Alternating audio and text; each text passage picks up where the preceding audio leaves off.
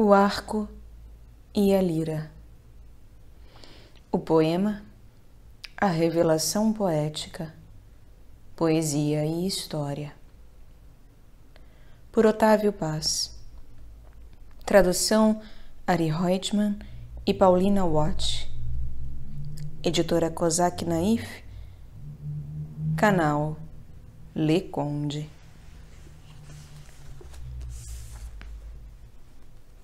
O poema. Verso e prosa.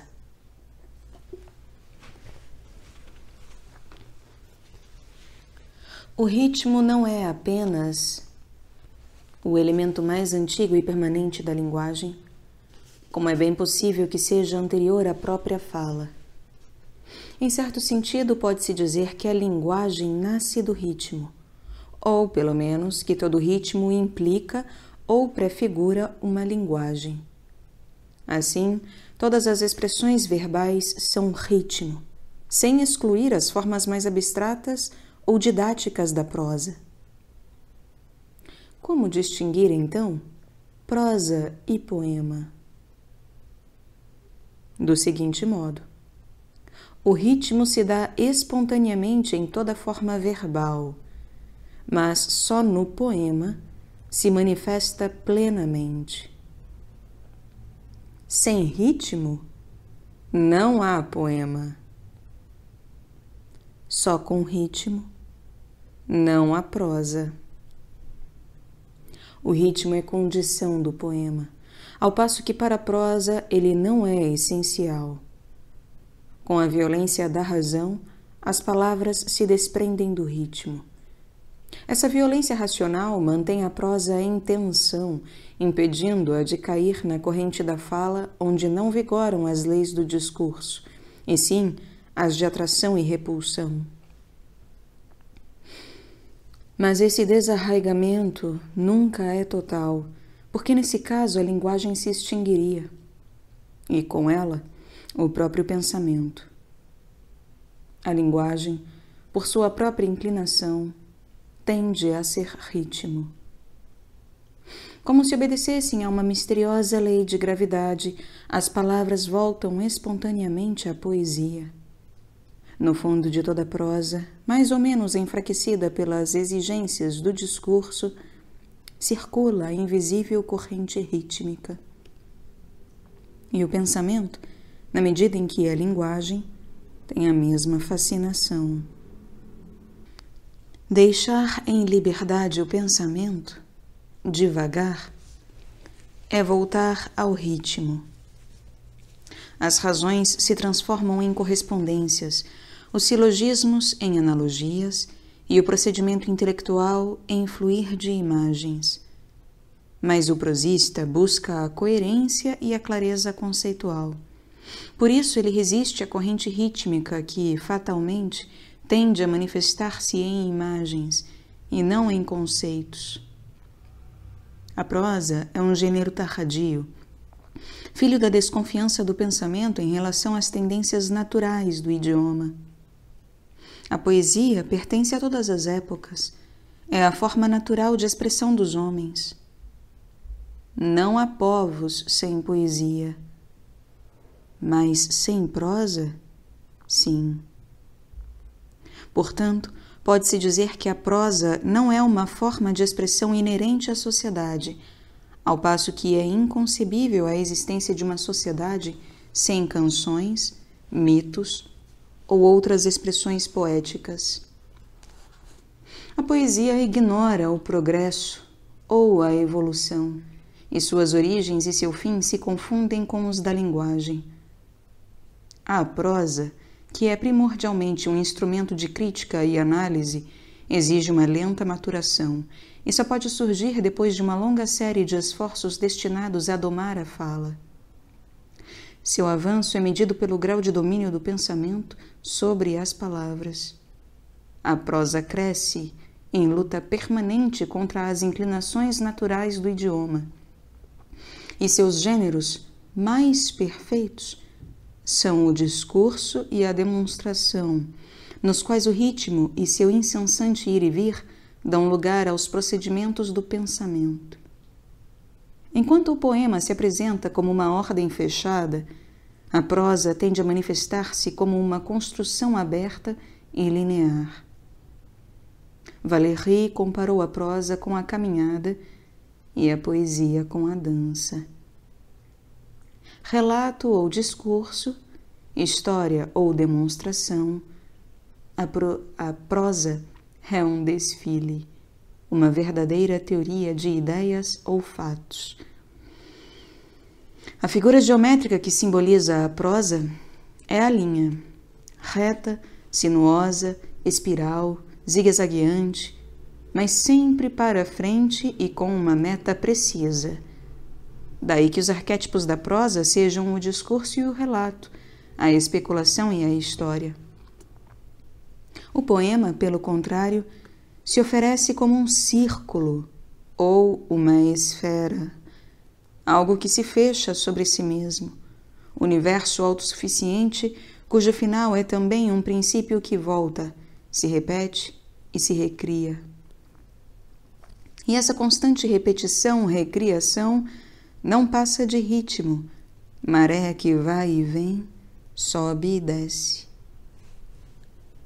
Comprovamos o caráter artificial da prosa toda vez que o prosista se abandona ao fluir do idioma. Quando ele retrocede e, à maneira do poeta ou do músico, se deixa seduzir pelas forças de atração e repulsão do idioma, viola as leis do pensamento racional e penetra no espaço de ecos e correspondências do poema. Foi o que aconteceu com boa parte do romance contemporâneo. O mesmo se pode afirmar de certos romances orientais, como Genji Monogatari, da senhora Murasaki, ou o célebre romance chinês O Sonho do Aposento Vermelho, Hung Lo Meng. O primeiro lembra Proust, quer dizer, o autor que foi mais longe na ambiguidade do romance, sempre oscilante entre prosa e o ritmo, o conceito e a imagem. O segundo é uma vasta alegoria que dificilmente pode ser chamada de romance sem que a palavra perca o seu significado habitual. Na verdade, as únicas obras orientais que se aproximam do que nós chamamos de romance são livros que oscilam entre o apólogo, a pornografia e o costumbrismo, como Xing Ping Mei, Flor de Ameixa no Vaso de Ouro. Afirmar que o ritmo é o núcleo do poema não quer dizer que este seja um conjunto de metros. A existência de uma prosa carregada de poesia, assim como de muitas obras corretamente versificadas e absolutamente prosaicas, revela a falsidade dessa identificação. Metro e ritmo não são a mesma coisa. Os antigos retóricos diziam que o ritmo é o pai do metro. Quando o metro se esvazia do conteúdo e se transforma em forma inerte, mera casca sonora, o ritmo continua gerando novos metros. O ritmo é inseparável da frase. Não é feito de palavras soltas, nem é só medida ou quantidade silábica, acentos e pausas. É imagem e sentido. Ritmo, imagem e sentido se dão simultaneamente numa unidade indivisível e compacta. A frase poética, o verso. O metro, por sua vez, é medida abstrata e independente da imagem. A única exigência do metro é que cada verso tenha as sílabas e os acentos requeridos. Tudo pode ser dito em endecassílabos. Uma fórmula matemática, uma receita culinária, o sítio de Troia e uma sucessão de palavras desconexas. Pode-se até prescindir da palavra. Basta uma fileira de sílabas ou letras. Em si mesmo, o metro é medida despida de sentido. Em contrapartida, o ritmo nunca se dá sozinho. Não é medida, mas conteúdo qualitativo e concreto. Todo ritmo verbal já contém em si a imagem e constitui, real ou potencialmente, uma frase poética completa. O metro nasce do ritmo e volta a ele. A princípio, as fronteiras entre um e outro são imprecisas. Mais tarde, o metro se cristaliza em formas fixas, instante de esplendor, mas também de paralisia. Isolado do fluxo e refluxo da linguagem, o verso se transforma em medida sonora. O momento de conciliação é sucedido por outro de imobilidade. Depois vem a discórdia e se trava uma luta no interior do poema. A medida oprime a imagem, ou esta rompe as amarras e volta à fala para se recriar em novos ritmos. O metro é medida que tende a separar-se da linguagem. O ritmo jamais se separa da fala, porque é a própria fala. O metro é procedimento, maneira. O ritmo, temporalidade concreta. Um endecassílabo de Garcilaso não é idêntico a um de Quevedo ou de Góngora. A medida é a mesma, mas o ritmo é diferente. A razão dessa singularidade é a existência, em castelhano, de períodos rítmicos no interior de cada metro, entre a primeira sílaba acentuada e antes da última. O período rítmico forma o núcleo do verso e não obedece à regularidade silábica, mas à marcação dos acentos e à combinação destes com as cesuras e as sílabas fracas. Cada período, por sua vez, é composto pelo menos de 2 cláusulas rítmicas, também formadas por acentos tônicos e cesuras. A representação formal do verso, diz Tomás Navarro em seu tratado Métrica Espanhola, provém de seus componentes métricos e gramaticais. A função do período é essencialmente rítmica. Depende de sua composição e dimensões que o movimento do verso seja lento ou rápido, grave ou leve, sereno ou perturbado. O ritmo infunde vida ao metro e lhe dá individualidade. Uma nota. Em Linguística e Comunicação, Jacobson diz que, abre aspas, longe de ser um esquema abstrato, teórico, o metro, ou em termos mais explícitos, o modelo de verso, domina a estrutura de qualquer verso particular, ou, em terminologia lógica, todo exemplo de verso. O modelo de verso determina as características invariáveis dos exemplos de verso e estabelece o limite de variações. Fecha aspas. Em seguida, cito o exemplo dos camponeses sérvios que improvisam poemas com metros fixos e os recitam sem nunca errar a medida. É possível que, de fato, os metros sejam medidas inconscientes, pelo menos em certos casos. O octassílabo espanhol seria um deles. Não obstante, a observação de Jacobson não anula a diferença entre metro e verso concreto. A realidade do primeiro é ideal, é uma pauta e, portanto, uma medida, uma abstração. O verso concreto é único. Resuelta en polvo ya, mas siempre hermosa, Lope de Vega, é um endecassílabo acentuado na 6ª sílaba, como e em uno de mis ojos te llegaste. São João da Cruz. E como de ponderosa vana pesadumbre,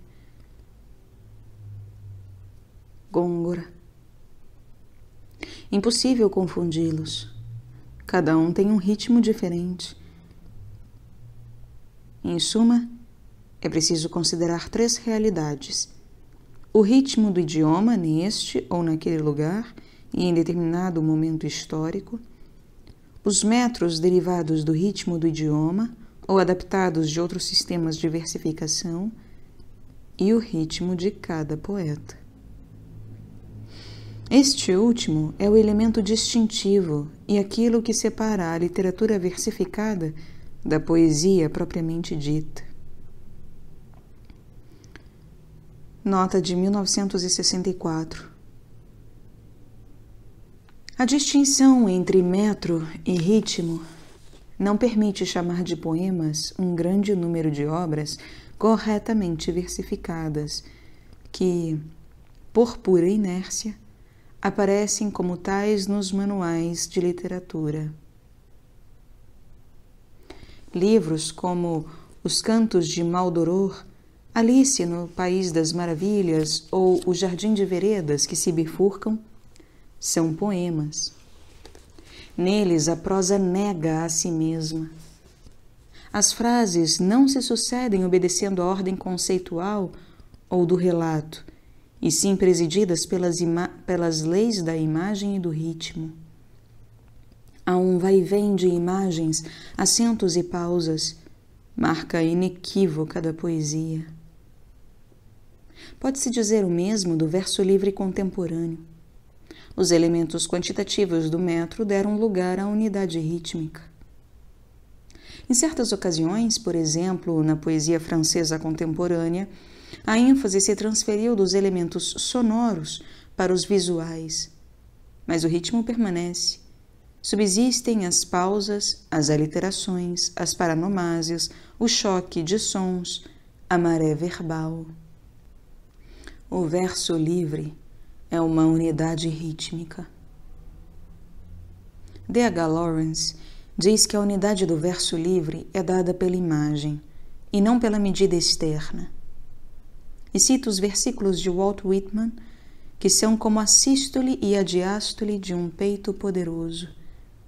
E, de fato, o verso livre é uma unidade e quase sempre se pronuncia de uma só vez. Por isso, a imagem moderna se rompe nos metros antigos. Não cabe na medida tradicional das 14 ou 11 sílabas, o que não ocorria quando os metros eram uma expressão natural da fala. Quase sempre os versos de Garcilaso, Herrera, Frei Luís ou qualquer outro poeta dos séculos XVI e XVII constituem unidades em si mesmos. Cada verso é também uma imagem ou uma frase completa. Havia uma relação que desapareceu entre as formas poéticas e a linguagem do seu tempo. Acontece o mesmo com o verso livre contemporâneo. Cada verso é uma imagem, e não é preciso perder o fôlego para dizê-los. Por isso, muitas vezes, a pontuação é desnecessária. As vírgulas e os pontos não fazem falta. O poema é um vai-vem rítmico de palavras.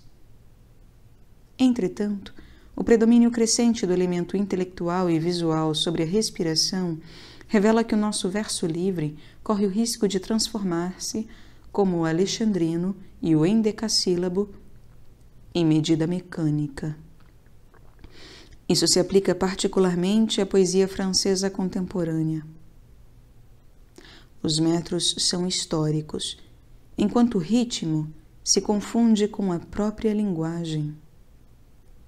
Não é difícil distinguir em cada metro os elementos intelectuais e abstratos e os mais puramente rítmicos. Nas línguas modernas, os metros são compostos de determinado número de sílabas, numa duração cortada por acentos tônicos e pausas. Os acentos e as pausas são a parte mais antiga e puramente rítmica do metro. Ainda estão perto da batida do tambor, da cerimônia ritual e do calcanhar dançarino que fere a terra. O acento é dança e rito. Graças ao acento, o metro se sustenta e é a unidade dançante. A medida silábica implica um princípio de abstração, uma retórica e uma reflexão sobre a linguagem. Duração puramente linear tende a transformar-se em pura mecânica. Os acentos, as pausas, as aliterações, os choques ou encontros inesperados de um som com o outro constituem a parte concreta e permanente do metro. As linguagens oscilam entre a prosa e o poema, o ritmo e o discurso. Em algumas, é visível o predomínio rítmico. Em outras, se observa um crescimento excessivo dos elementos analíticos e discursivos em detrimento dos rítmicos e imaginativos. A luta entre as tendências naturais do idioma e as exigências do pensamento abstrato se expressa nos idiomas modernos do Ocidente mediante a dualidade dos metros.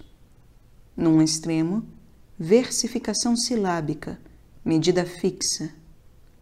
No polo oposto, o jogo livre dos acentos e pausas. Línguas latinas e línguas germânicas. As nossas tendem a fazer do ritmo uma medida fixa. Não é estranha essa inclinação, pois são filhas de Roma. A importância da versificação silábica revela o imperialismo do discurso e da gramática. E esse predomínio da medida também explica por que as criações poéticas modernas em nossas línguas são também rebeliões contra o sistema de versificação silábica. Em suas formas atenuadas, a rebelião conserva o metro, mas enfatiza o valor visual da imagem ou introduz elementos que rompem ou alteram a medida. A expressão coloquial, o humor, a frase encavalada sobre dois versos, as mudanças de acentos e de pausas, etc. Em outros casos, a revolta se apresenta como um retorno às formas populares e espontâneas da poesia. E em suas variantes mais extremas, prescinde do metro e adota a prosa ou o verso livre como meio de expressão. Esgotados os poderes de convocação e evocação da rima e do metro tradicionais, o poeta remonta à corrente em busca da linguagem original anterior à gramática e encontra o núcleo primitivo, o ritmo.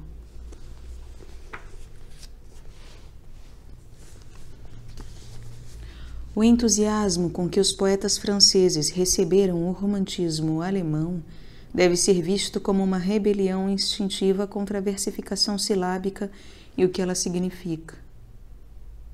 No alemão, como no inglês, o idioma não é vítima de uma análise racional. O predomínio dos valores rítmicos facilitou a aventura do pensamento romântico. Diante do racionalismo do século das luzes, o romantismo adota uma filosofia da natureza e do homem baseada no princípio da analogia. Diz Baudelaire em L'Art Romantique, abre aspas, tudo, tanto espiritual como natural, é significativo, recíproco, correspondente. Tudo é hieroglífico. E o poeta é apenas um tradutor, aquele que decifra. Fecha aspas. Versificação rítmica e pensamento analógico são as duas faces de uma mesma moeda. Graças ao ritmo, percebemos essa correspondência universal. Ou melhor, essa correspondência nada mais é que manifestação do ritmo. Voltar ao ritmo significa uma mudança de atitude diante da realidade. E o contrário, adotar o princípio da analogia significa retornar ao ritmo. Ao afirmar os poderes da versificação acentual ante os artifícios do metro fixo, o poeta romântico proclama o triunfo da imagem sobre o conceito e o triunfo da analogia sobre o pensamento lógico. A evolução da poesia moderna em francês e inglês é um exemplo das relações entre ritmo verbal e criação poética. O francês é uma língua sem acentos tônicos, e os recursos de pausa e de cesura os substituem. No inglês, o que realmente conta é o acento. A poesia inglesa tende a ser puro ritmo, dança, canção. A francesa, discurso, meditação poética. Na França, o exercício da poesia exige contrariar as tendências da língua. Em inglês, entregar-se à corrente. O primeiro é o menos poético dos idiomas modernos, o menos inesperado. O segundo é farto em expressões estranhas e cheias de surpresa verbal. Daí que a revolução poética moderna tenha sido diferente nos dois idiomas. A riqueza rítmica do inglês dá seu caráter ao teatro elisabetano, a poesia dos metafísicos e dos românticos. Não obstante, com certa regularidade de pêndulo, surgem reações do tipo contrário, períodos em que a poesia inglesa procura se inserir de novo na tradição latina. Parece redundante citar Milton, Dryden e Pope. Esses nomes evocam um sistema de versificação oposto ao que se poderia chamar de tradição nativa inglesa. O verso branco de Milton, mais latino que inglês, e o heroic couplet, meio favorito de Pope. Sobre este último, Dryden dizia que "It bounds and circumscribes the fancy." Ele ata e circunscreve a fantasia. A história da Inglaterra e dos Estados Unidos pode ser vista como uma oscilação contínua, nostalgia e repulsão que alternadamente os aproxima e afasta da Europa, ou, mais exatamente, do mundo latino.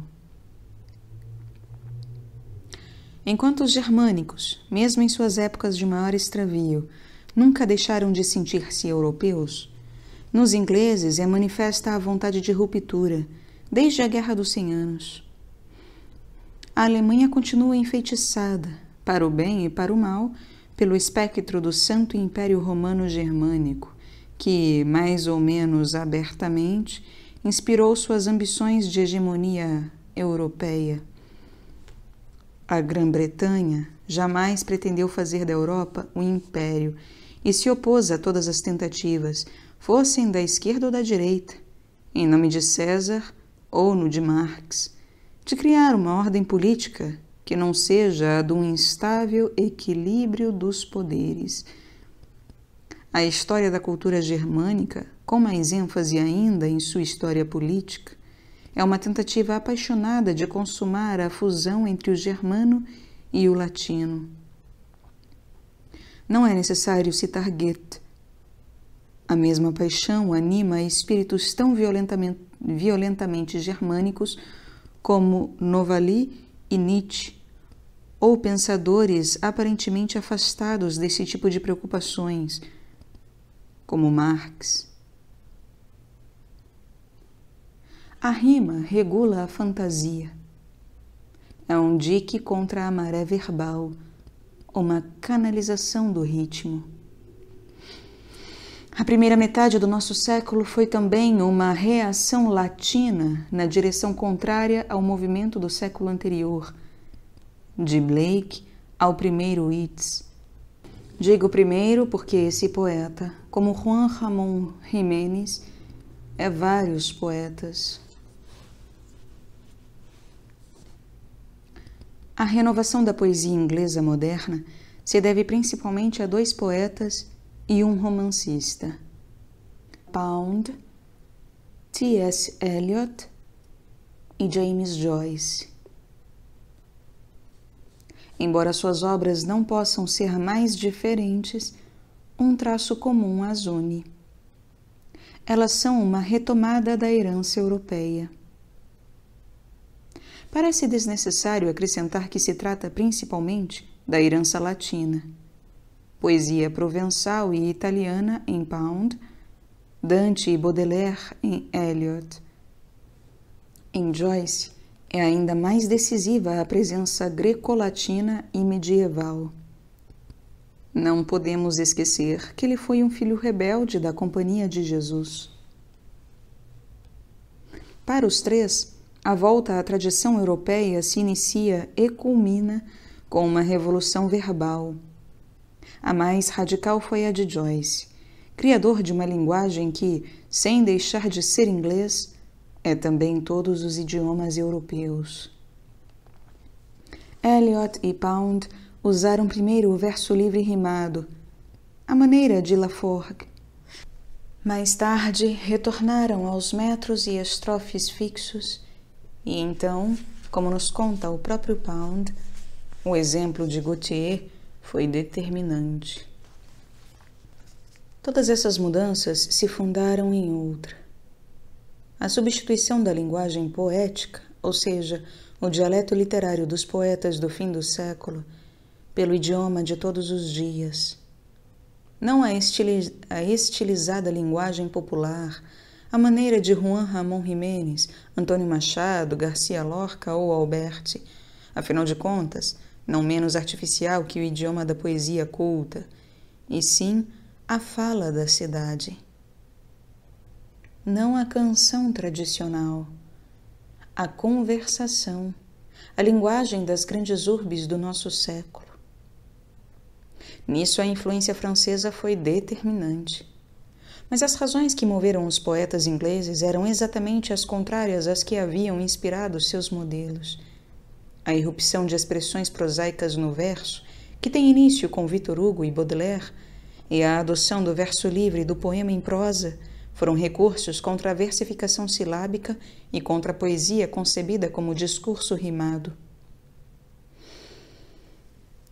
Contra o metro, contra a linguagem analítica. Tentativa de voltar ao ritmo, chave da analogia ou correspondência universal. Na língua inglesa, a reforma teve um significado oposto. Não ceder à sedução rítmica, manter viva a consciência crítica, mesmo nos momentos de maior abandono. Em um e outro idioma, os poetas procuraram substituir a falsidade da dicção poética pela imagem concreta. Mas, enquanto os franceses se rebelaram contra a abstração do verso silábico, os poetas de língua inglesa se rebelam contra a vagueza da poesia rítmica. A Terra Desolada foi considerado um poema revolucionário por boa parte da crítica inglesa e estrangeira.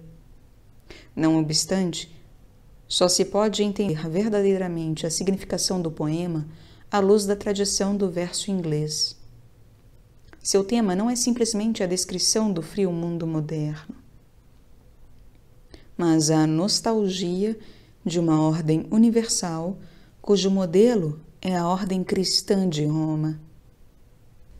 Daí que seu arquétipo poético seja uma obra que é a culminação e a expressão mais plena desse mundo, a Divina Comédia. Eliot opõe a ordem cristã, que assume, transmuta e dá o sentido de salvação pessoal aos velhos ritos de fertilidade dos pagãos, a realidade da sociedade moderna, tanto em suas brilhantes origens renascentistas, como em seu sórdido e fantasmal desenlace contemporâneo. Assim, as citações do poema, suas fontes espirituais, podem ser divididas em duas partes. As referências a Dante, Buda, Santo Agostinho, os Upanishads e os mitos de vegetação aludem ao mundo da saúde pessoal e cósmica. A segunda parte se subdivide, por sua vez, em duas. A primeira corresponde ao nascimento do nosso tempo. A segunda, à sua situação presente. Por um lado, fragmentos de Shakespeare, Spencer, Webster, Marvel, em que se reflete o luminoso nascimento do mundo moderno. Por outro, Baudelaire, Nerval, o folclore urbano, a língua coloquial dos subúrbios. A vitalidade dos primeiros se revela nos últimos como vida sem alma.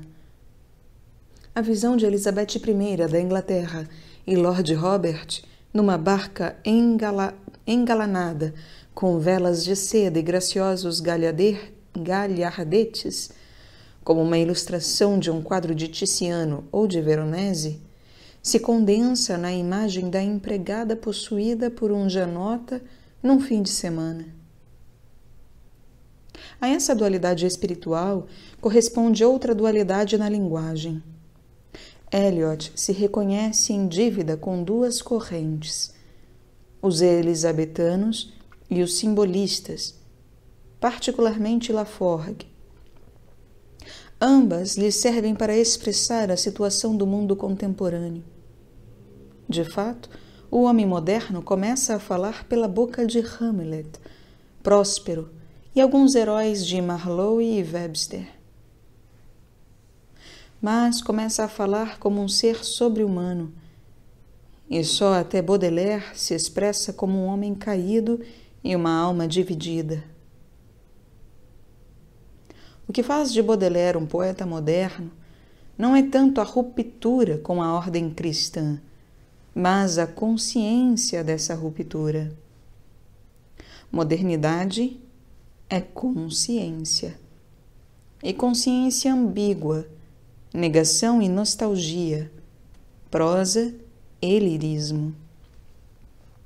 A linguagem de Eliot assume esta dupla herança, despojo de palavras, fragmentos de verdades, o esplendor do renascimento inglês aliado à miséria e à aridez da urbe moderna.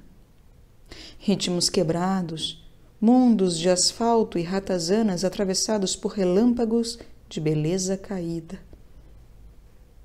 Nesse reino de homens ocos, o ritmo é substituído pela repetição. As guerras púnicas são também a Primeira Guerra Mundial. Confundidos, presente e passado escorrem para um buraco que é uma boca que tritura. A história. Mais tarde, esses mesmos fatos e essas mesmas pessoas voltam a aparecer desgastadas, sem perfis, flutuando à deriva em uma água cinzenta. Todos são aquele e aquele é nenhum. Esse caos volta a ter significação quando depara com o universo de saúde que Dante representa. A consciência de culpa também é nostalgia, consciência do exílio. Mas Dante não precisa provar as suas afirmações e sua palavra sustenta, incansável, como o caule sustenta a fruta, o significado espiritual. Não há ruptura entre palavra e sentido. Eliot, em compensação, precisa usar a citação e a colagem. O florentino se apoia em crenças vivas e compartilhadas. O inglês, como diz o crítico Brooks, tem como tema a reabilitação de um sistema de crenças conhecido, mas desacreditado.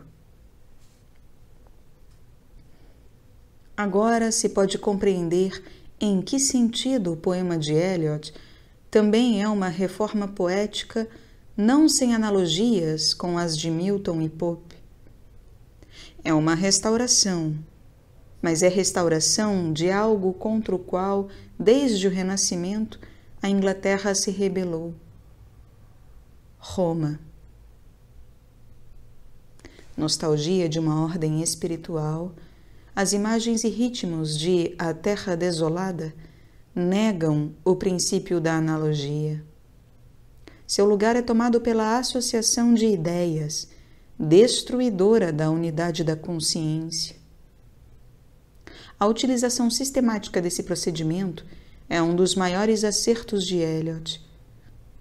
Desaparecido o mundo de valores cristãos, cujo centro é justamente a analogia universal ou correspondência entre o céu, terra e inferno, nada mais resta ao homem, exceto a associação fortuita e casual entre pensamento e imagens.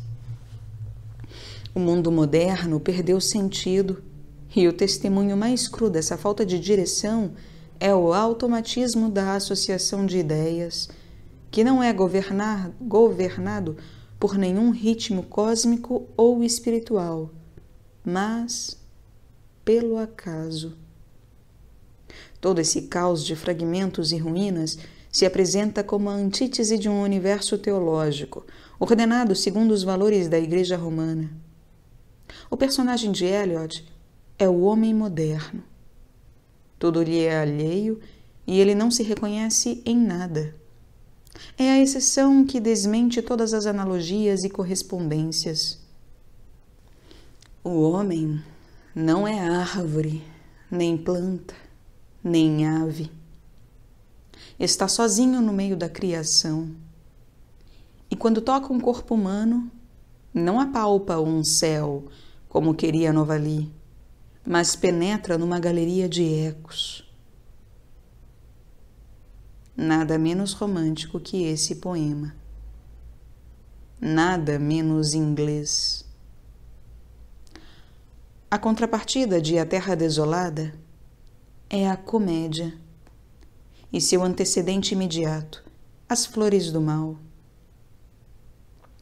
Será preciso acrescentar que o título original do livro de Baudelaire era Limbus e que A Terra Desolada representa, dentro do universo de Eliot, segundo declaração do próprio autor, não o inferno, mas o purgatório? Pound, il miglior fabbro, é o mestre de Eliot, e a ele se deve o simultaneísmo de A Terra Desolada, procedimento de que se usa e abusa em Os Cantos. Diante da crise moderna, ambos os poetas voltam os olhos para o passado e atualizam a história. Todas as épocas são esta época.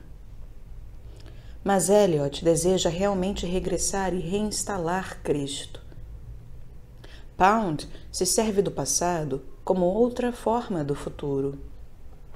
Perdido o centro do seu mundo, ele se lança a todas as aventuras. Diferente de Eliot, é um reacionário, não um conservador. Na verdade, Pound nunca deixou de ser norte-americano e é o legítimo descendente de Whitman, ou seja, um filho da utopia. Por isso, valor e futuro se tornam sinônimos para ele. É valioso o que contém uma garantia de futuro. Tem valor tudo aquilo que acaba de nascer e ainda brilha com a luz úmida do que está além do presente. O Shijing e os poemas de Arnaud, justamente por serem tão antigos, também são novos. Acabam de ser desenterrados. São o desconhecido. Para Pound, a história é marcha, não círculo. Se ele embarca com o Odisseu, não é para voltar a Ítaca, mas por sede de espaço histórico, para ir até lá, sempre além, rumo ao futuro. A erudição de Pound é um banquete após uma expedição de conquista. A de Eliot, a busca de uma pauta que dê sentido à história, fixação ao movimento. Pound acumula citações com um ar heróico de saqueador de túmulos. Eliot as ordena como alguém que recolhe relíquias de um naufrágio. A obra do primeiro é uma viagem que talvez não nos leve a lugar nenhum. A de Eliot, uma busca da casa ancestral.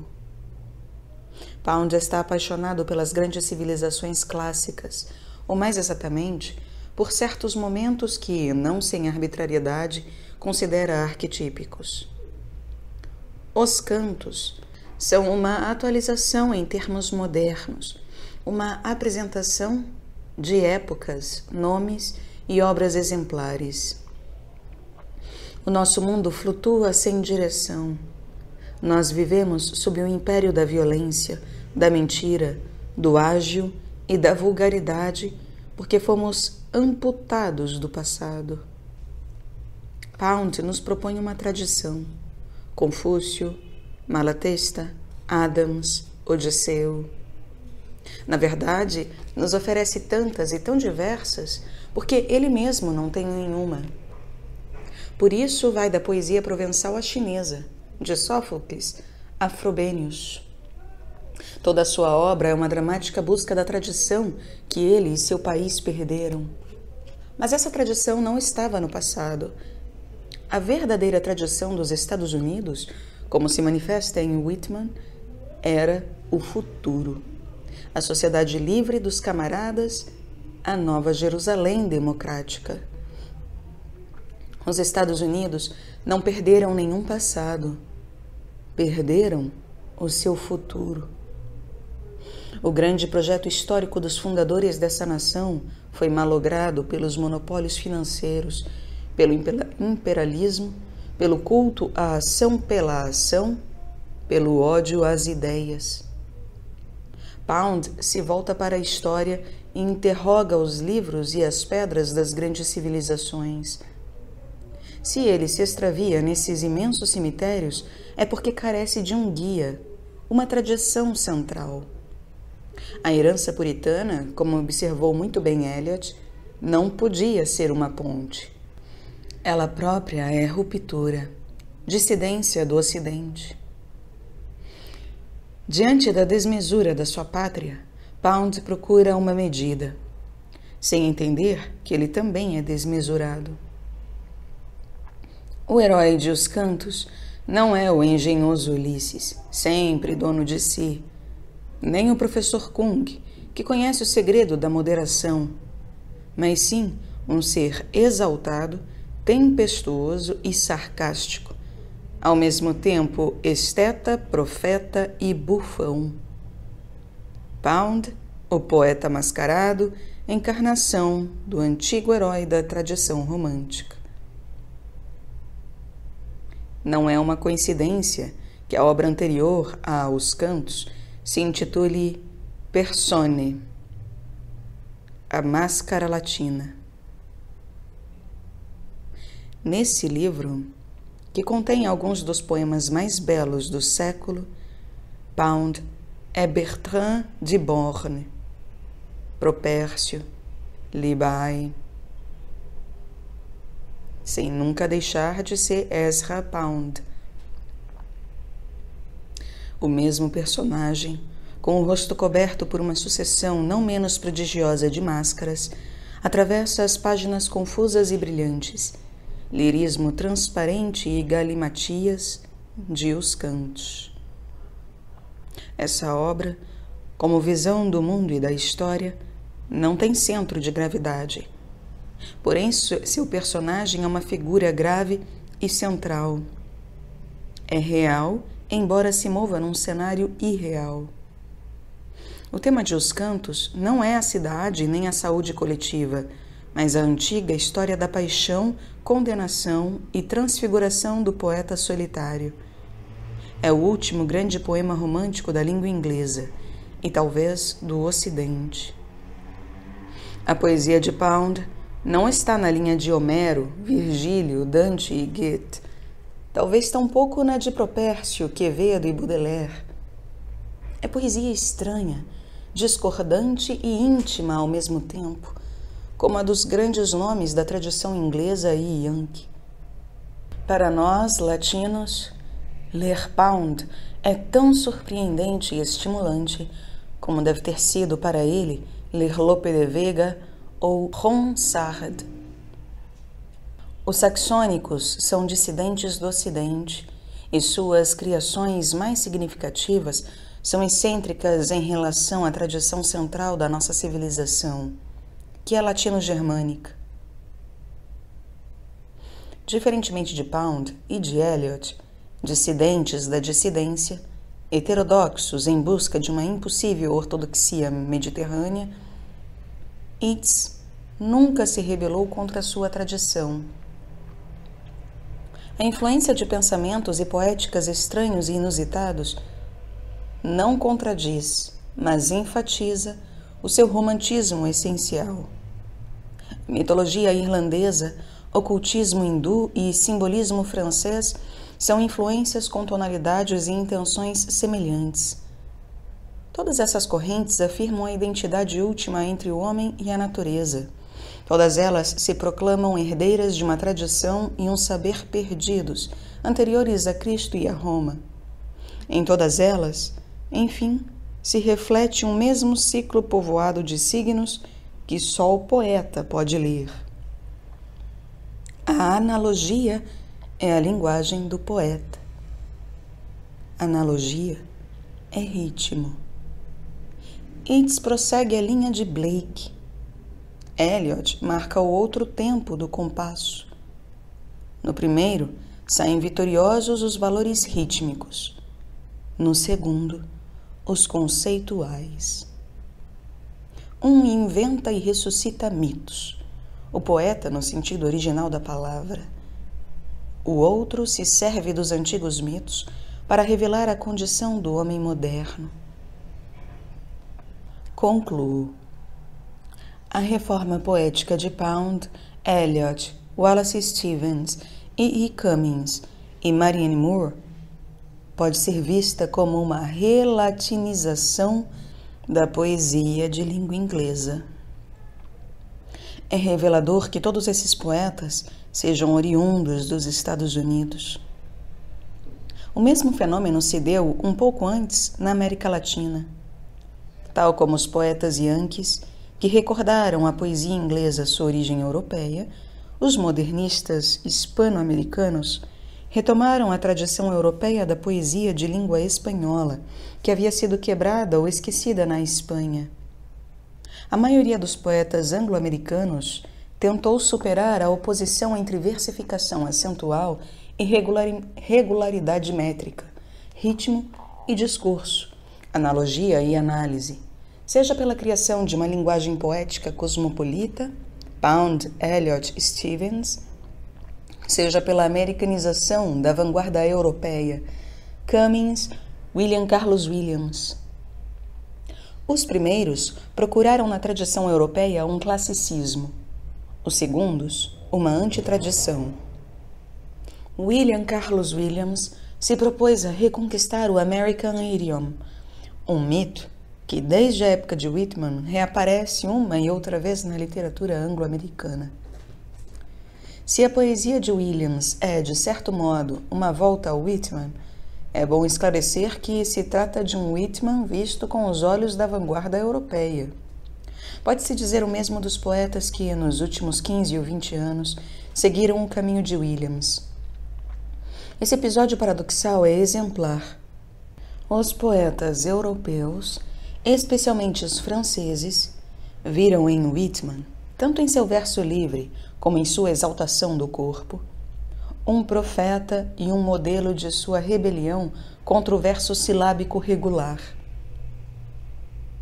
Hoje, os jovens poetas ingleses e anglo-americanos buscam na vanguarda francesa surrealismo e dada, e em menor grau em outras tendências, no expressionismo alemão, no futurismo russo e alguns poetas da América Latina e da Espanha, o mesmo que os europeus buscavam em Whitman. No outro extremo da poesia contemporânea anglo-americana, Auden, John Berryman, Robert Lowell também olham para a Europa. Mas o que buscam nela, já que não uma reconciliação impossível, é uma origem. A origem de uma norma que, segundo eles, a própria Europa perdeu. Depois disso, quase não é necessário estender-se na evolução da poesia francesa moderna. Basta mencionar alguns episódios característicos. Em primeiro lugar, a presença do romantismo alemão, mais como fermento que como influência textual. Embora muitas das ideias de Baudelaire e dos simbolistas já se encontrem em Novali e em outros poetas e filósofos alemães, não se trata de um empréstimo, e sim de um estímulo. A Alemanha foi uma atmosfera espiritual. Em alguns casos, entretanto, houve transplante. Nerval não só traduziu e imitou Goethe e vários românticos menores. Uma das quimeras, Délfica, é inspirada diretamente em Mignon. Abre aspas.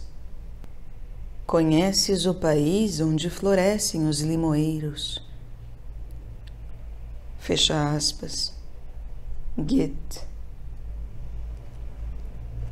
A canção lírica de Goethe se transforma num soneto hermético que é um verdadeiro templo, no sentido de Nerval, lugar de iniciação e consagração.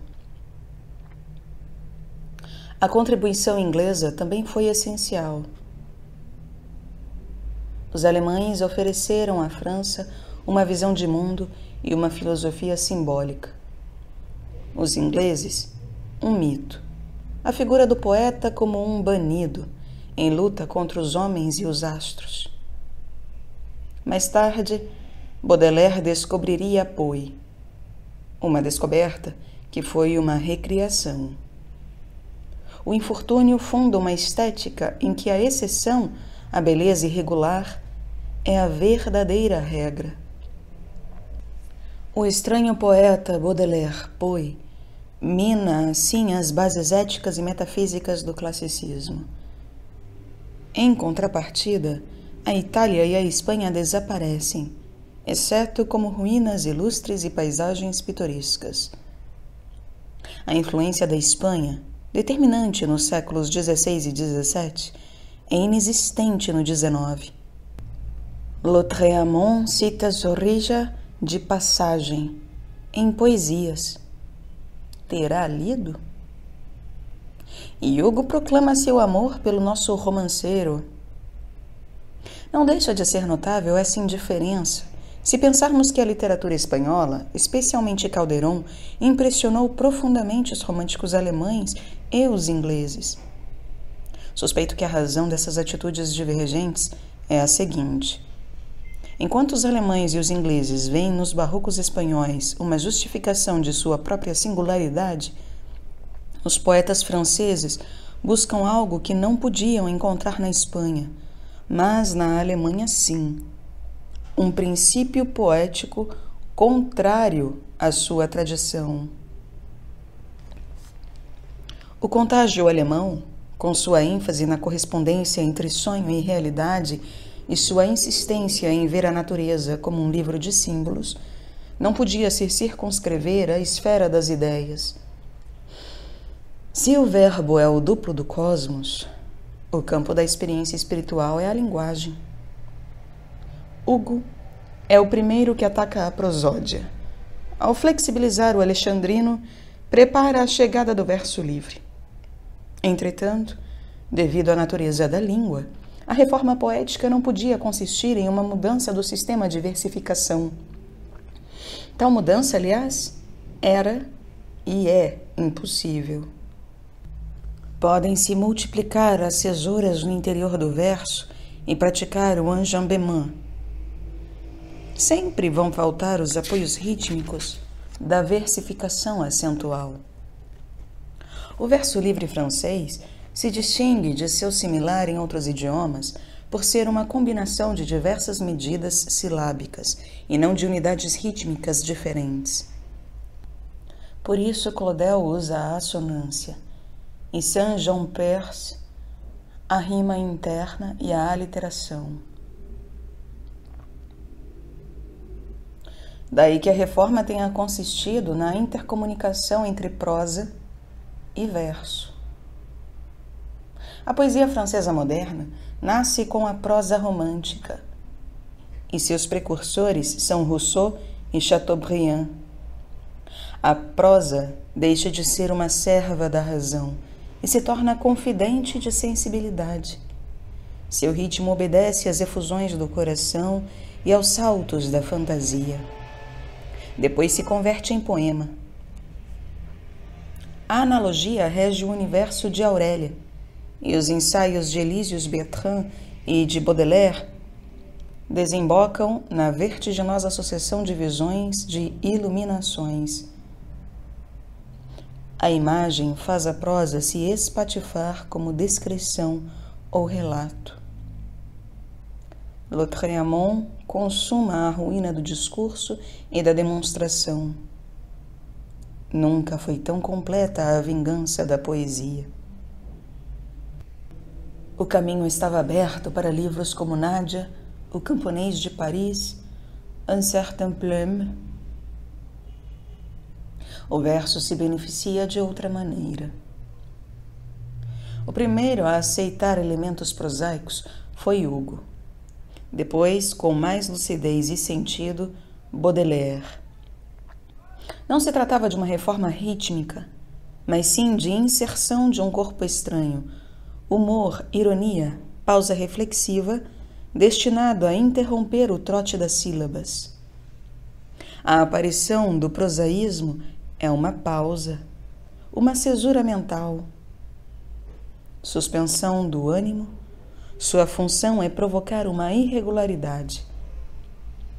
Estética da paixão, filosofia da exceção. O passo seguinte foi a poesia popular e, sobretudo, o verso livre. Só que, como já foi dito, as possibilidades do verso livre eram limitadas. Eliot observa que nas mãos de Laforgue ele não passava de uma contração ou distorção do alexandrino tradicional.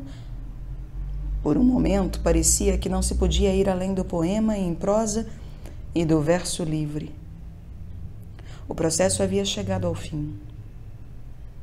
Mas, em 1897, um ano antes de sua morte, Mallarmé publica numa revista: um lance de dados jamais abolirá o acaso. A primeira coisa que surpreende no poema é a sua disposição tipográfica. Impressas em caracteres de diversos tamanhos e espessuras, maiúsculas, negritos e itálicos, as palavras se reúnem ou se dispersam de uma maneira que está longe de ser arbitrária, mas que não é a habitual nem da prosa nem da poesia. Sensação de estar ante um cartaz ou material de propaganda. Mallarmé compara essa distribuição com uma partitura. A variação da tipologia indica sua importância para a emissão oral. Ao mesmo tempo, esclarece que não se trata propriamente de versos, características sonoras usuais, mas sim de subdivisões prismáticas da ideia. Música para o entendimento e não para o ouvido, mas um entendimento que escuta e vê com os sentidos internos. A ideia não é um objeto da razão, mas uma realidade que o poema nos revela em uma série de formas fugazes, isto é, numa ordem temporal. A ideia, sempre igual a si mesma, não pode ser contemplada em sua totalidade, porque o homem é tempo, perpétuo movimento. O que vemos e ouvimos são as subdivisões da ideia através do prisma do poema. Nossa apreensão é parcial e sucessiva. Além disso, é simultânea. Visual, imagens suscitadas pelo texto, sonora, tipografia, recitação mental, e espiritual, significados intuitivos, conceituais e emotivos. Mais adiante, na mesma nota que antecede o poema, o poeta nos confia que a música ouvida no concerto não foi alheia à sua inspiração. E, para tornar mais completa a sua afirmação, acrescenta que o seu texto inaugura um gênero que será para o antigo verso o que a sinfonia é para a música vocal. A nova forma, insinua, poderá servir para os temas da imaginação pura e os temas do intelecto, enquanto o verso tradicional continuará sendo o domínio da paixão e da fantasia. Por fim, faz uma observação capital. Seu poema é uma tentativa de reunião de, abre aspas, realizações específicas e caras a nosso tempo, o verso livre e o poema em prosa. Fecha aspas. Embora a influência de Mallarmé seja central na história da poesia moderna, creio que ainda não foram inteiramente exploradas, dentro e fora da França, todas as vias que esse texto abre para a poesia. Talvez nessa segunda metade do século, graças à invenção de instrumentos cada vez mais perfeitos de reprodução sonora da palavra, a forma poética iniciada por Mallarmé se expanda em toda a sua riqueza. A poesia ocidental nasceu aliada à música. Depois, as duas artes se separaram. E toda vez que se tentou reuni-las, o resultado foi um conflito ou a absorção da palavra pelo som. Assim, não penso numa aliança entre ambas. A poesia tem sua própria música, a palavra.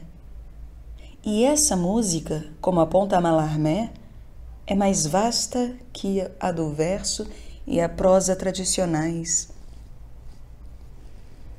De forma um pouco sumária, mas que é testemunho de sua lucidez, Apollinaire afirma que os dias do livro estão contados. Abre aspas. A tipografia encerra brilhantemente sua carreira no alvorecer dos novos meios de reprodução que são o cinema e o fonógrafo. Fecha aspas. Não acredito no fim da escrita. Acredito que o poema tenderá cada vez mais a ser uma partitura. A poesia voltará a ser palavra dita. Um lance de dados fecha um período, o da poesia propriamente simbolista, e abre outro, o da poesia contemporânea. Duas vias partem de um lance de dados. Uma vai de Apollinaire aos surrealistas, outra de Claudel a Saint-Jean-Perse. O ciclo ainda não se fechou, e de uma maneira ou de outra, a poesia de René Char, Francis Ponge, Yves Bonnefoy se alimenta da tensão, união e separação entre prosa e verso, reflexão e canto.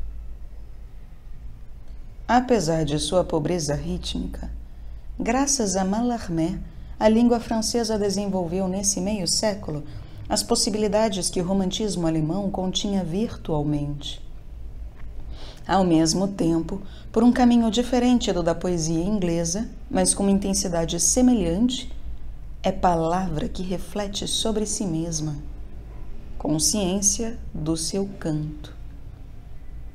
Enfim, a poesia francesa destruiu a arquitetura ilusória da prosa e nos mostrou que a sintaxe se baseia num abismo. Devastação do que tradicionalmente se chama de espírito francês, análise, discurso, meditação moral, ironia, psicologia e todo o resto.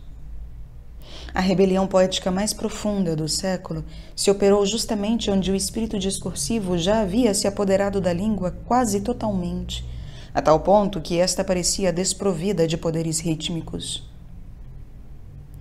No seio de um povo racional, brotou um bosque de imagens, uma nova ordem de cavalaria com um arsenal de armas envenenadas em riste.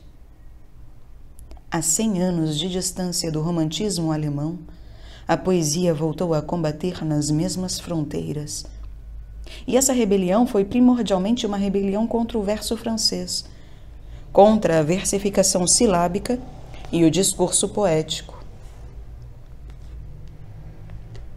O verso espanhol combina de maneira mais completa que o francês ou o inglês a versificação acentual e a silábica. Assim, ele se revela equidistante dos extremos desses idiomas. Pedro Henrique Zureña divide o verso espanhol em duas grandes correntes. A versificação regular, baseado em esquemas métricos e estróficos fixos, nos quais cada verso é composto de um número determinado de sílabas, e a versificação irregular, em que não importa tanto a medida quanto a batida rítmica dos acentos. Pois bem, os acentos tônicos são decisivos, mesmo no caso da mais pura versificação silábica, e sem eles não há verso em espanhol.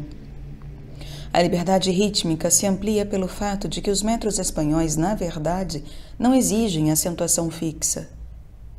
Mesmo o mais estrito, o endecassílabo, admite uma grande variedade de batidas rítmicas, na quarta sílaba e na oitava, na sexta, na quarta e na sétima, na quarta, na quinta. Acrescenta-se a isso o valor silábico variável de esdrúxulos e agudos, a dissolução dos ditongos, as sinalefas e demais recursos que permitem modificar a contagem das sílabas.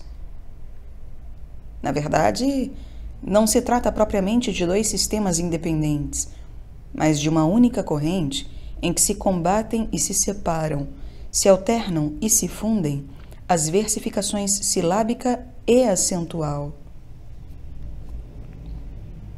A luta que a versificação regular e a rítmica travam nas entranhas do espanhol não se manifesta como oposição entre a imagem e o conceito. Entre nós, a dualidade se dá como tendência à história e inclinação pelo canto. O verso espanhol, seja qual for a sua extensão, consiste numa combinação de acentos, passos de dança e medida silábica. É uma unidade em que dois contrários se abraçam, um que é dança e outro que é relato linear, marcha no sentido militar da palavra.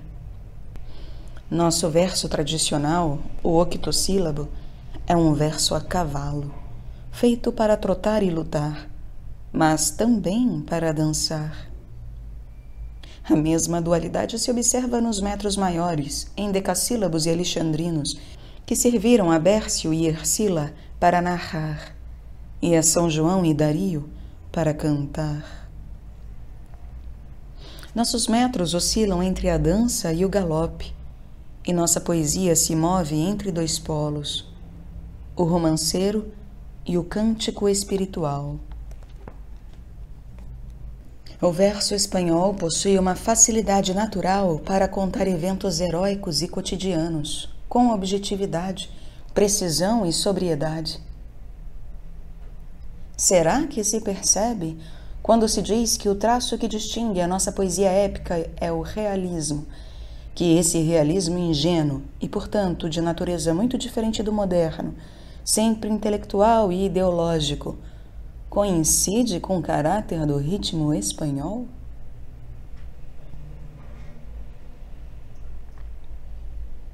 Versos viris, octossílabos e alexandrinos mostram uma irresistível vocação para a crônica e o relato. O romance nos leva sempre a relatar. Em pleno apogeu da chamada poesia pura, arrastado pelo ritmo do octassílabo, Garcia Lorca volta ao episódico e não teme incorrer no pormenor descritivo. Esses casos e essas imagens perderiam o valor em combinações métricas mais irregulares. Afonso Reyes, ao traduzir a Ilíada, não tem outro remédio senão voltar ao alexandrino. Em contrapartida, nossos poetas fracassam quando tentam um relato em versos livres, como se vê nas longas e desencadernadas passagens do Canto Geral de Pablo Neruda. Em outros casos, ele acerta plenamente, como em Alturas de Machu Picchu. Mas esse poema não é descrição nem relato, é canto. Dario também fracassou quando quis criar uma espécie de hexâmetro para suas tentativas épicas. Tal modalidade não deixa de ser estranha se pensarmos que nossa poesia épica medieval é irregular e que a versificação silábica se inicia na lírica no século XV.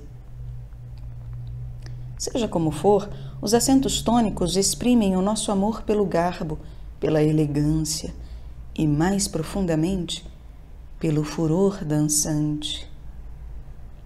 Os acentos espanhóis nos fazem conceber o homem como um ser extremoso e, ao mesmo tempo, como lugar de encontro dos mundos inferiores e superiores. Agudos, graves, esdrúxulos, bissesdrúxulos, batidas no couro do tambor, palmas, ais, clarins.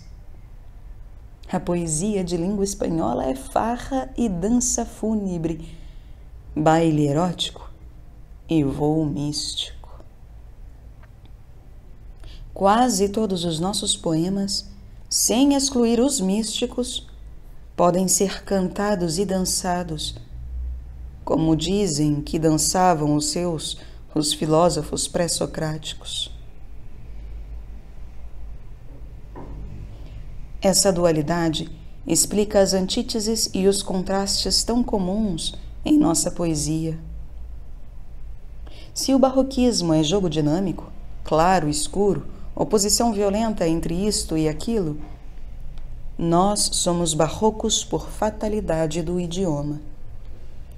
Na própria língua já estão em germe todos os nossos contrastes, o realismo dos místicos e o misticismo dos pícaros.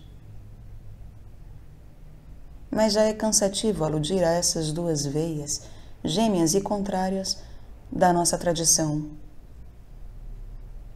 E o que dizer de Góngora? Poeta visual, não há nada mais plástico que suas imagens. E, simultaneamente, nada menos feito para os olhos. Há luzes que cegam.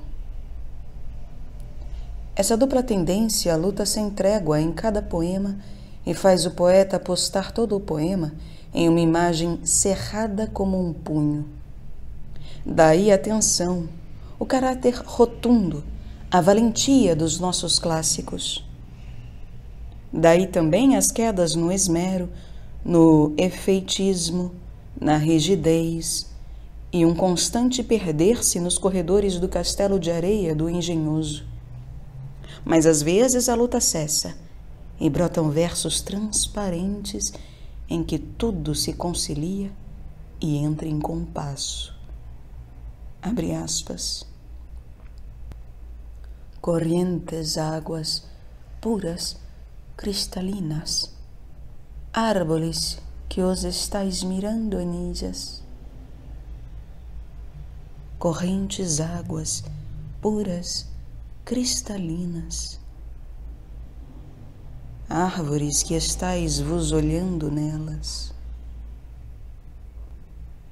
Fecha aspas. Milagrosa combinação de acentos e claras consonantes e vogais. o idioma se veste de beleza e luz não usada. Tudo se transfigura, tudo desliza, dança ou voa, movido por uns poucos acentos. O verso espanhol usa espora nos velhos sapatos, mas também usa asas. E é tal o poder expressivo do ritmo que às vezes bastam os puros elementos sonoros para que se produza a iluminação poética, como no obsessivo e tão citado no sé qué que quedan balbuciendo. Não sei que ficam balbuciando, de São João da Cruz. O êxtase não se manifesta como imagem, nem como ideia ou conceito.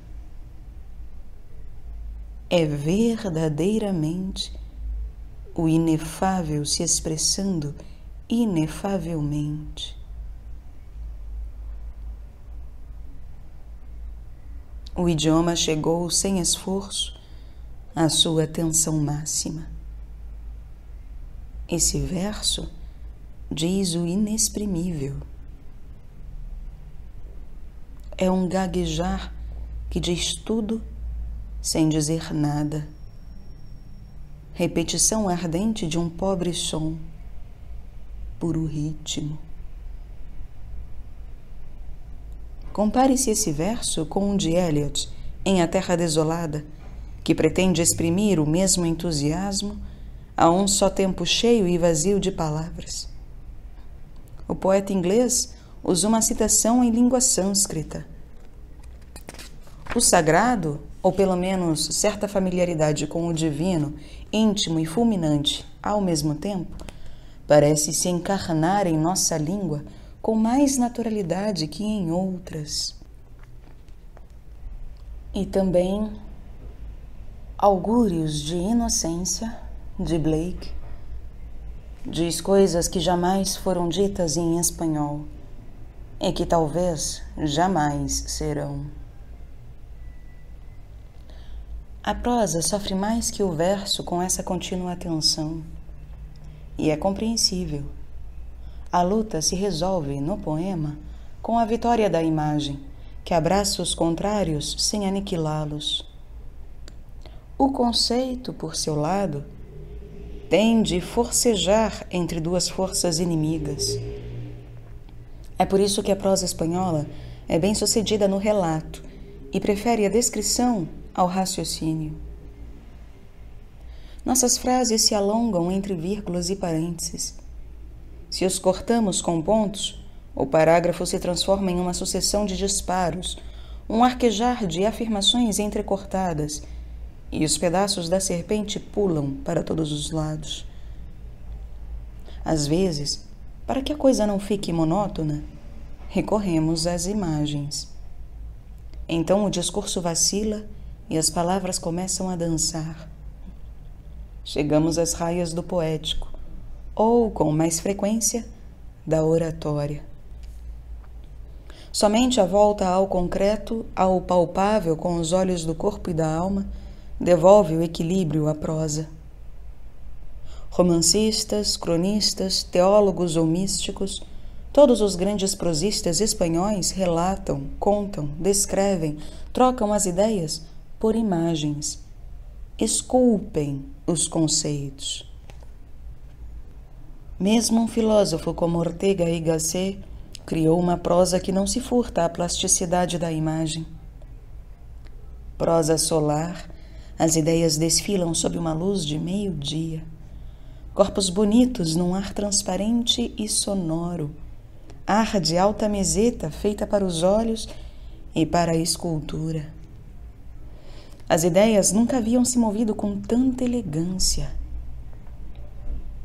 Há estilos de pensar que são estilos de dançar. A natureza do idioma favorece o nascimento de talentos extremados, solitários e excêntricos. Ao contrário do que acontece na França, entre nós, a maioria escreve mal e canta bem. Mesmo entre os grandes escritores, as fronteiras entre prosa e poesia são indecisas. Em espanhol, existe uma prosa no sentido artístico do vocábulo. Quer dizer, no sentido de que o prosista Valle-Inclán é um grande poeta. Mas não existe no sentido direto da palavra. Discurso, teoria intelectual. Toda vez que surge um grande prosista, a linguagem nasce de novo. Com ele começa uma nova tradição. Assim, a prosa tende a se confundir com a poesia e torna-se ela mesma poesia. O poema, pelo contrário, não pode se apoiar na prosa espanhola. Situação única na época moderna.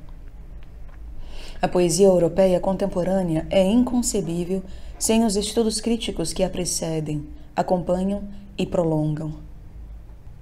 Uma exceção seria Antônio Machado. Mas há uma ruptura entre a sua poética, ao menos entre o que considero o centro do seu pensamento, e a sua poesia. Diante do simbolismo dos poetas modernistas e das imagens de vanguarda, Machado teve as mesmas reticências. E ante as experiências desse último movimento, seus comentários foram severos e incompreensivos. Sua oposição a essas tendências o fez voltar às formas da canção tradicional. Em compensação, suas reflexões sobre a poesia são plenamente modernas e até se adiantam ao seu tempo. Ao prosista, não ao poeta, devemos esta intuição capital. A poesia, se é alguma coisa, é revelação da essencial heterogeneidade do ser, erotismo, outridade. Seria inútil procurar em seus poemas a revelação dessa outridade, ou visão de nossa estranheza. O seu descobrimento aparece em sua obra poética como ideia, não como realidade. Quero dizer, não se traduziu na criação de uma linguagem que encarnasse a nossa outridade. Assim, não teve consequências em sua poesia.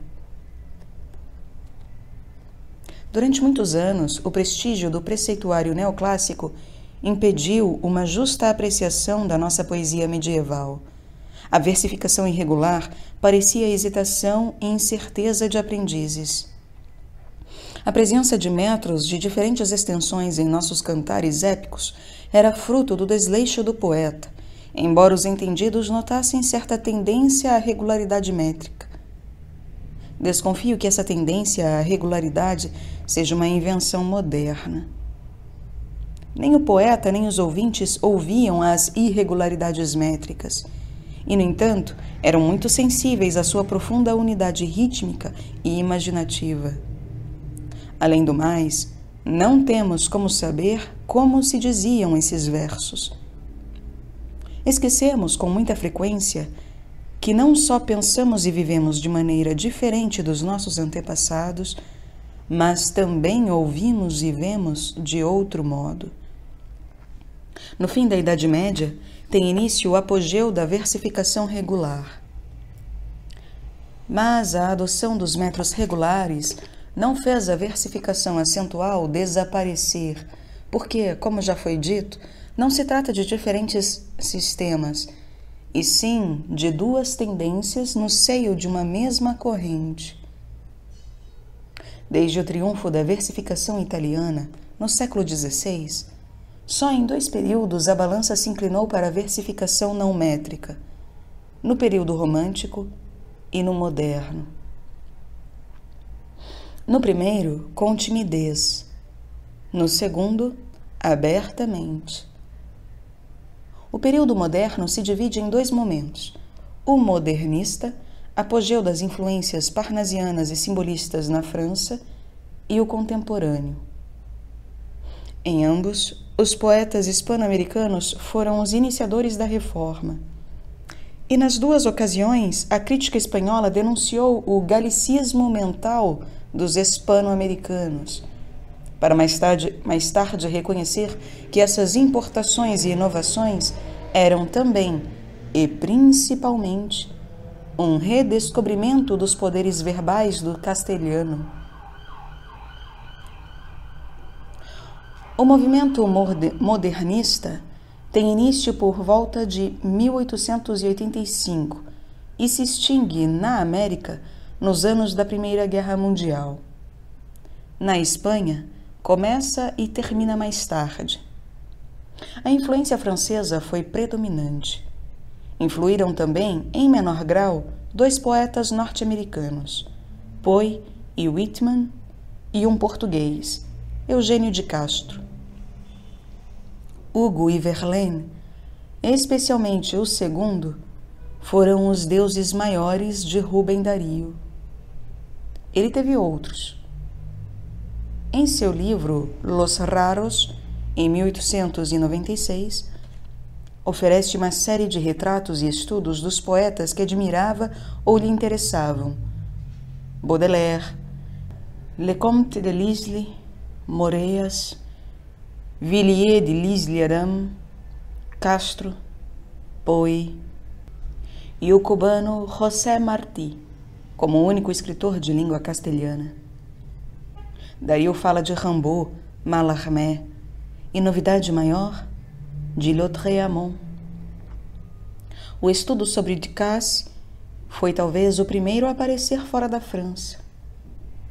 E mesmo lá só foi antecedido, se não me engano, pelos artigos de Léon Bloy e Rémy de Gourmont. A poética do modernismo, despojada da frondosidade da época, oscila entre o ideal escultórico de Gautier e a música simbolista.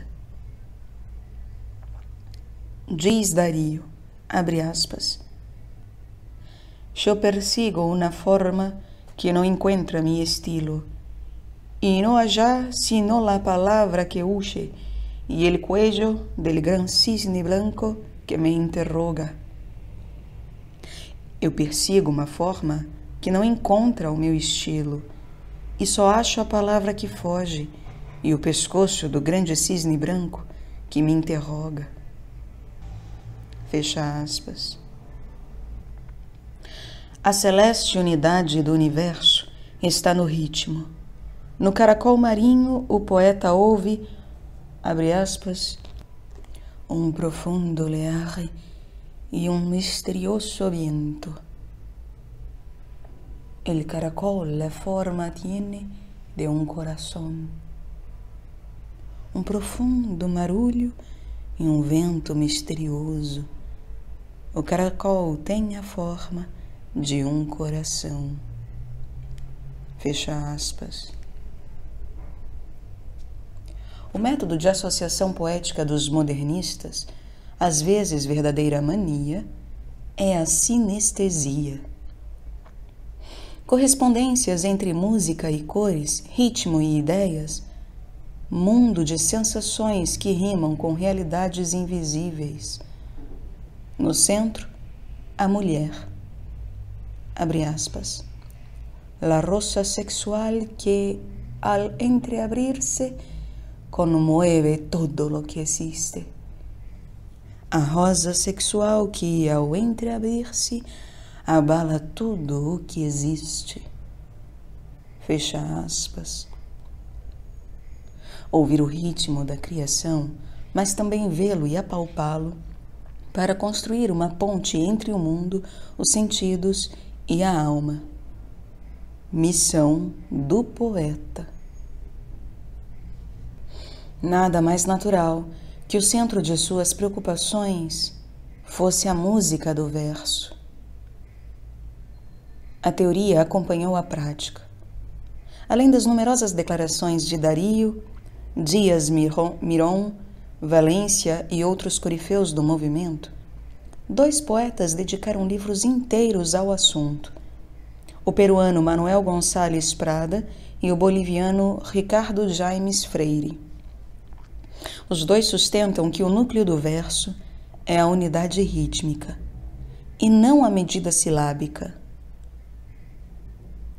Seus estudos ampliam e confirmam a doutrina do venezuelano Andrés Bello, que já desde 1835 afirmava a função básica do acento tônico na formação das cláusulas ou pés que compõem os períodos rítmicos. Os modernistas inventaram metros, alguns até de 20 sílabas. Adotaram outros do francês, do inglês e do alemão, e ressuscitaram muitos que haviam sido esquecidos na Espanha. Com eles aparecem em castelhano o verso semilivre e o livre. A influência francesa nas experiências de versificação sem métrica foi menor.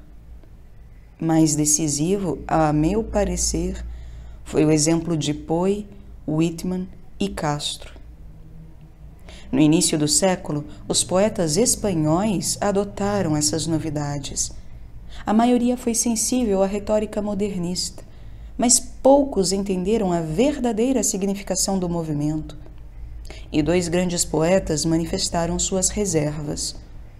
Unamuno, com certa impaciência. Antônio Machado, com amistosa distância. Ambos, contudo, usaram muitas das inovações métricas. Juan Ramón Jiménez, no primeiro momento, adotou a maneira mais externa da escola.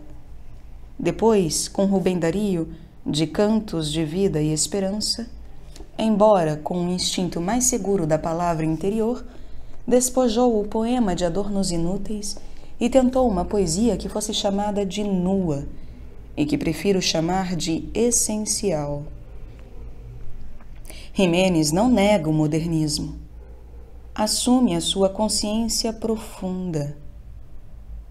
Em seu segundo e terceiro períodos, se serve de metros curtos tradicionais e do verso livre e semilivre dos modernistas. Sua evolução poética se parece com a de Yeats. Ambos sofreram a influência dos simbolistas franceses e dos seus epígonos, ingleses e hispano-americanos. Ambos aproveitaram a lição dos seguidores. Yeats, mais generoso, confessou sua dívida com Pound. Jiménez denigriu Guilhem, Garcia Lorca e Cernuda. Ambos partem de uma poesia sobrecarregada que lentamente se alivia e se torna transparente. Ambos chegam à velhice para escrever seus melhores poemas. Sua corrida em direção à morte foi uma corrida para a juventude poética. Em todas as suas transformações, Jiménez foi fiel a si mesmo. Não houve evolução, mas maturação, crescimento. Sua coerência é como a de uma árvore que muda, mas não sai do lugar. Ele não foi um poeta simbolista. É o próprio simbolismo em língua espanhola. Dizendo isto, não estou descobrindo nada. Ele mesmo o disse muitas vezes. A crítica se empenha em ver no segundo e no terceiro Jiménez um negador do modernismo. Como poderia sê-lo se o leva às suas consequências mais extremas e, acrescento, naturais, a expressão simbólica do mundo? Alguns anos antes de morrer, escreve Espácio, longo poema que é uma recapitulação e uma crítica de sua vida poética. Está diante da paisagem tropical da Flórida e de todas as paisagens que viu ou pressentiu. Fala sozinho ou conversa com as árvores? Jiménez percebe pela primeira vez, e talvez última, o silêncio insignificante da natureza. Ou será que as palavras humanas é que não passam de ar e ruído?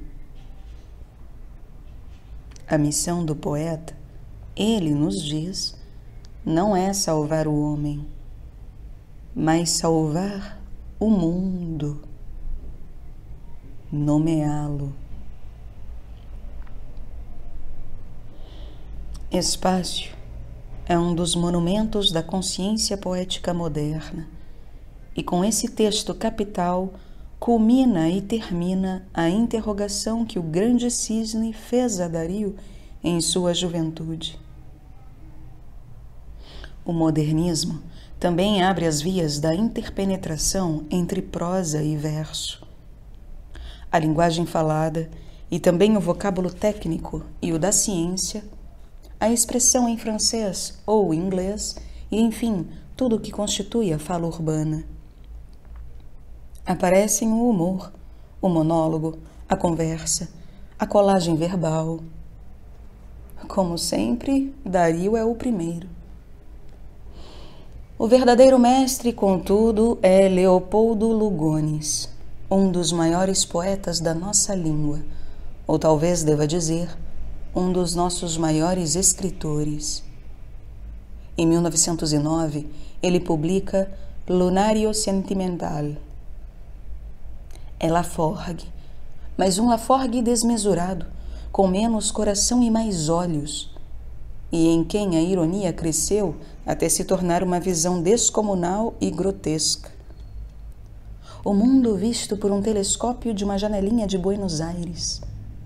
O terreno baldio é uma bacia lunar. A imensa planície sul-americana entra pelo terraço e se deita na mesa do poeta como uma toalha amarrotada.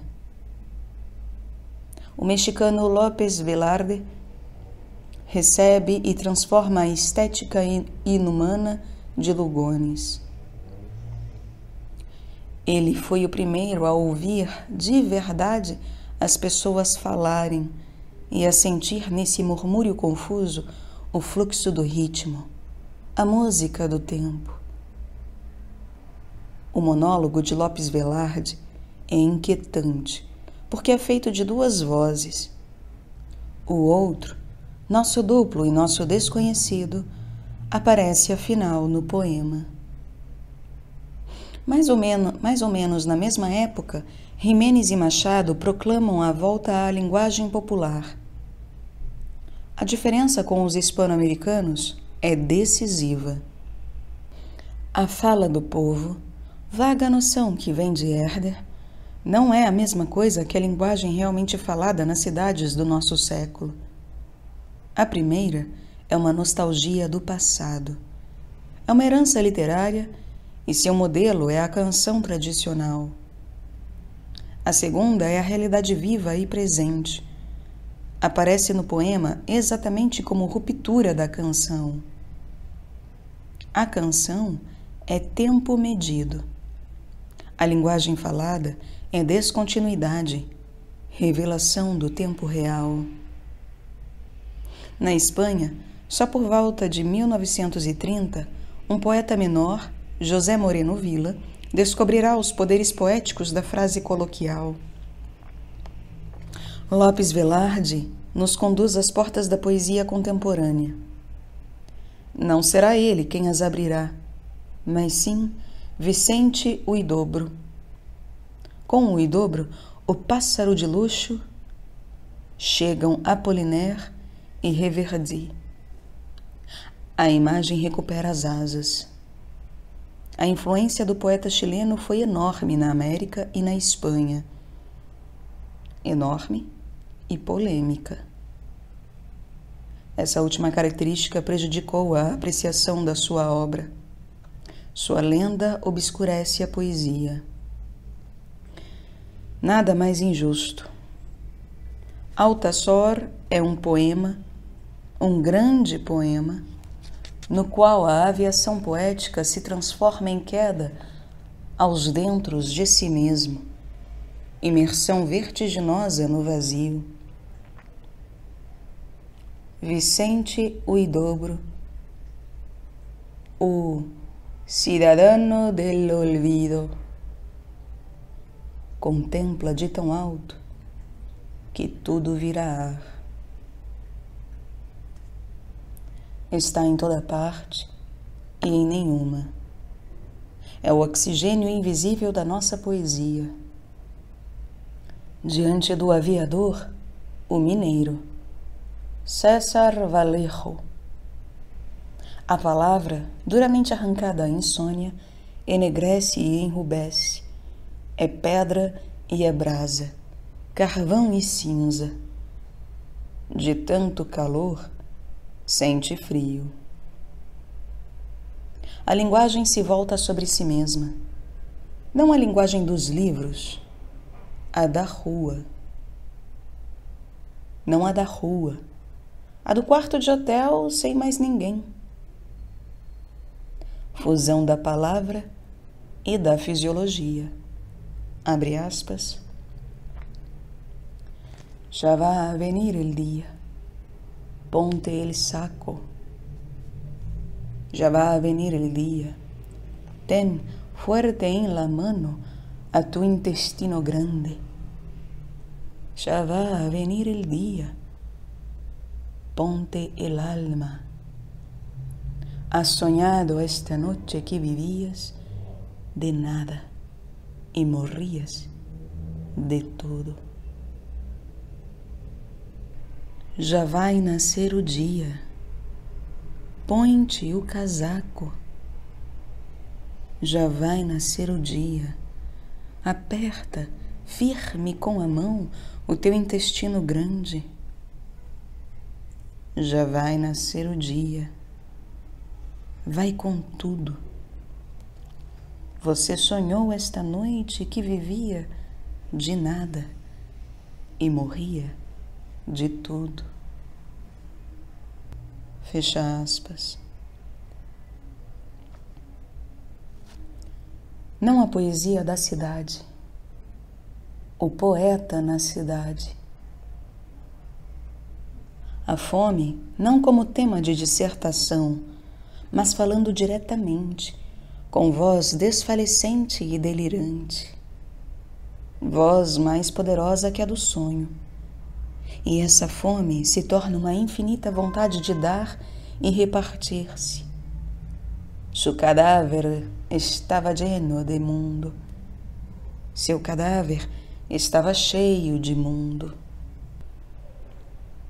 Como na época do modernismo, os dois centros da vanguarda foram Buenos Aires, Borges, Girondo, Molinari, e México, Pellicer, Villaurrutia, Gorostiza.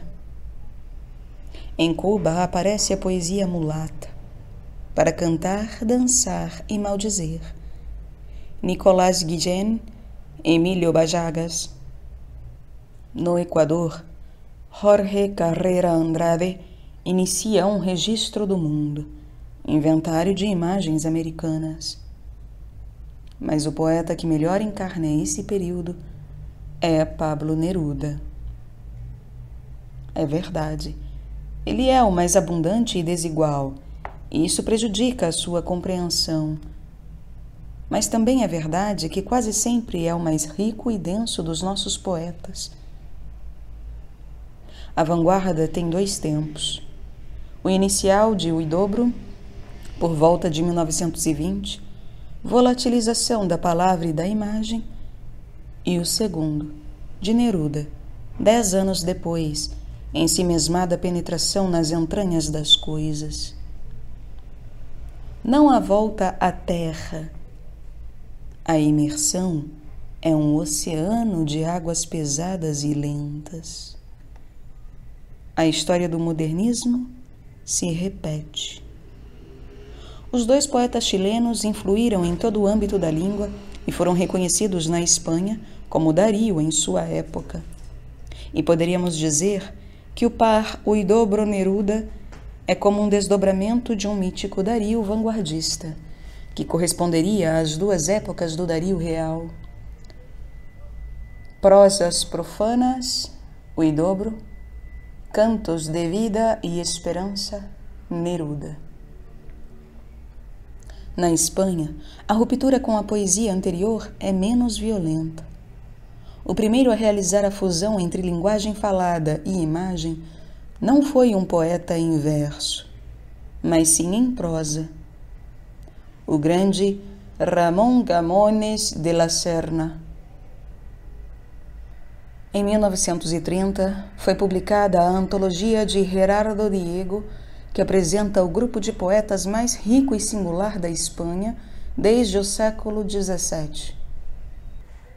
Jorge Guilhem, Federico Garcia Lorca, Rafael Alberti, Luiz Cernuda, Alexandre. Paro aqui. Não estou escrevendo um panorama literário, e o capítulo seguinte me toca muito de perto. A poesia moderna em nossa língua é mais um exemplo das relações entre prosa e verso, ritmo e metro. A descrição também poderia se aplicar ao italiano, que tem uma estrutura semelhante ao castelhano, ou ao alemão, manancial de ritmos. No que diz respeito ao espanhol, vale a pena repetir que o apogeu da versificação rítmica, consequência da reforma levada a cabo pelos poetas hispano-americanos, na verdade, é uma volta ao verso espanhol tradicional.